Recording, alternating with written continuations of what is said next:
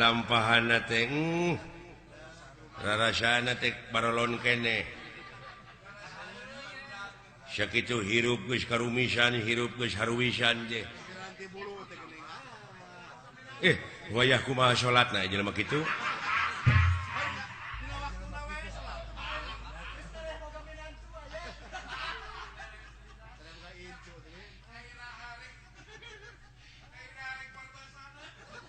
lain dewek oge yakin teh kana diri sira lain teh daek kikituan so teh sira teh keur cara lagur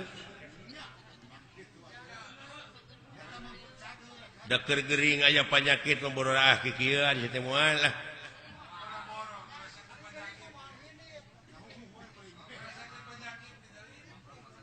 nepi kacing bararakatak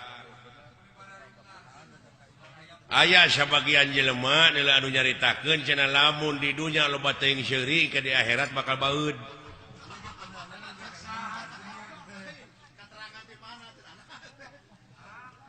Aya we bejana ieu mah.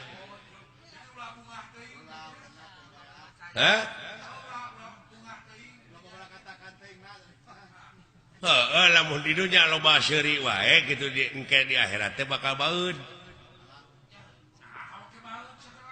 Cing yakin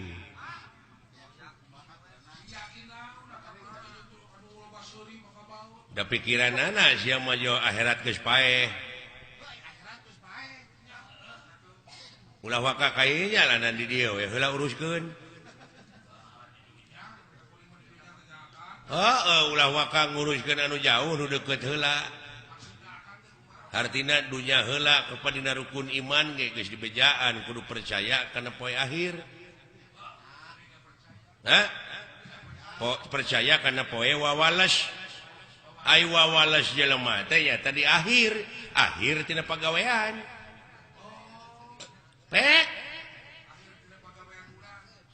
Tadi dia meureunan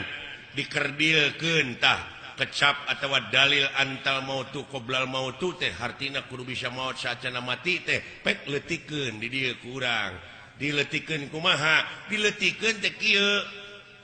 jadi kudu disederhanakeun jadi kudu nganjang ka poe pageto jadi memeh ngomong teh pikir heula bulak-balik nuna letah kudu disatukangeun akal jeung elingan cek urang Sunda da sarua keneh eta oge barangna mah ngan basa nu beda maksudna mah sarua cing asak-asaknya ngejo bisi tutung tamagana tah eta teh realisasi tina antal mautu qoblal mautu teh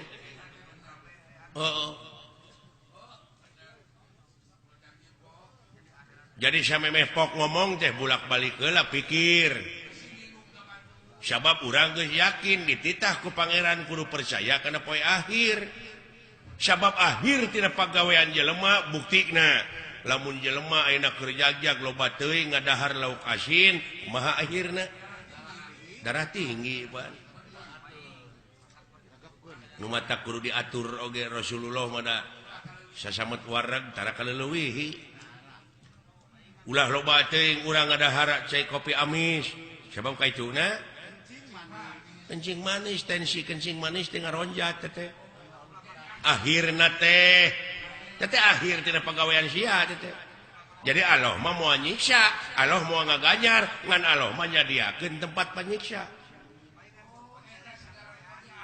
nu kagungan siksaan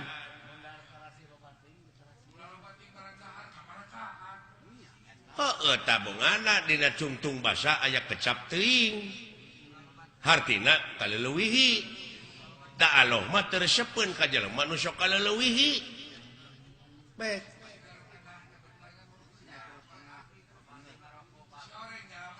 nyalametkeun agama mah nya nu matak dewek dieu lain kuna naon ngeureunkeun lagu teh ceuk dewek atos sabab naon melang di akhirna sabab kaituna nungtun Raja Wisuna kemang beureum buah buleud kemang beureum teh hartina pipaseaeun ai buah buleud kana peureub tah kana pasea ulah leuwih hade jempe ge ibadah keneh tibatan cekcok pipaseaeun kaharti meureun ai kana papatah babari ngarti sia mah ai ngaguguh teu noyod ngandek nanyakeun deh ka moal nyarekan ka jelema nu sok noyod hese ngalieu-lieu acan di papatahan ku batur teh tah dek nanyakeun ai nu heuras beuheung hese ngalieu naon lan tah sanes ceuk abdi sanes ceuk dewe nu heuras beuheung kitu teh tah geuning berteriak eta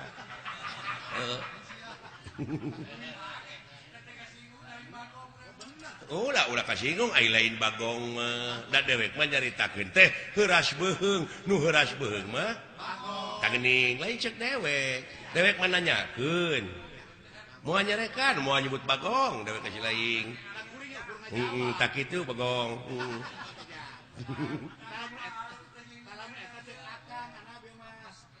beda paham sautak saeutik cekcok geuning ribut dewek mah rek nanyakeun ai nu sok silih segag naon tah lain ceuk dewek ceuk si lain da dewek mah nanyakeun wungkul ai nu sok silih segag naon tuh